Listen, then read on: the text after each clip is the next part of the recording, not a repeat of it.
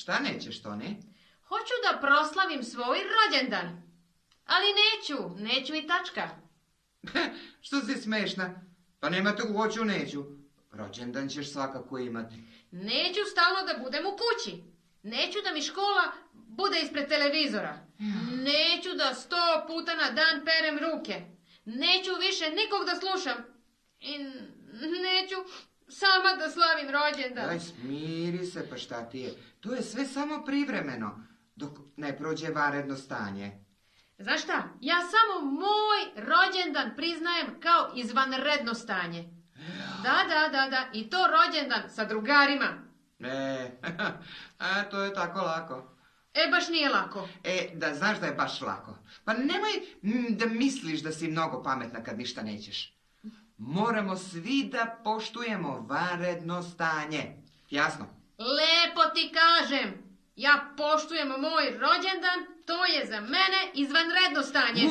Operi uši. Jesi čula? Operi uši odmah. Vanredno stanje.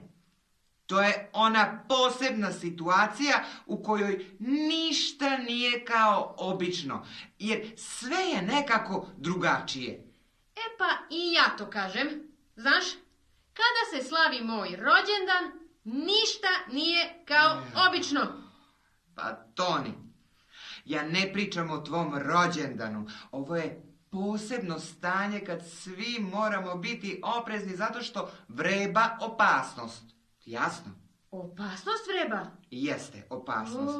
Mi se sad sklanjamo od virusa. To sam ti već objasnio. Da. Čuvamo se od korone. Da. Moramo da budemo u karantinu. A i to već znaš. I to sam ti već rekao. Da. Zato se u vrtić i školu ne ide, to jest ide, ali preko TV-a. Aha. Svi tvoji drugovi su u svojim kućama. Nema tu hoću, neću. Znaš šta? Meni se to ne sviđa i da ti kažem, ja neću tako. Neću ih tačka. Neću. Jaj, budi malo strpljiva. Pa neće ovo stanje večno trajati. Molim. A šta će biti sa mojim rođendanom? Što si dosadna. Pa ne brini za rođendan, pa proslavit ćemo ga.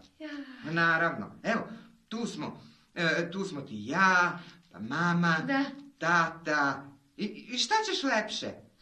Mama će napraviti tortu, smislit ćemo za tebe neki lep, slatak poklon i bit će to još jedan baš neobičan rođendan.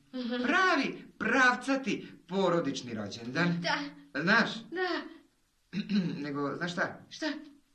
Bolje bi ti bilo da se spremiš, počinju ti časovi. Ajde, TV škola, ajde idemo. Šta je, kaži, šta sad hoćeš? Ali ako je istina da ćemo proslaviti moj rođendan, pa onda mi nije ni teško da idem u TV školu.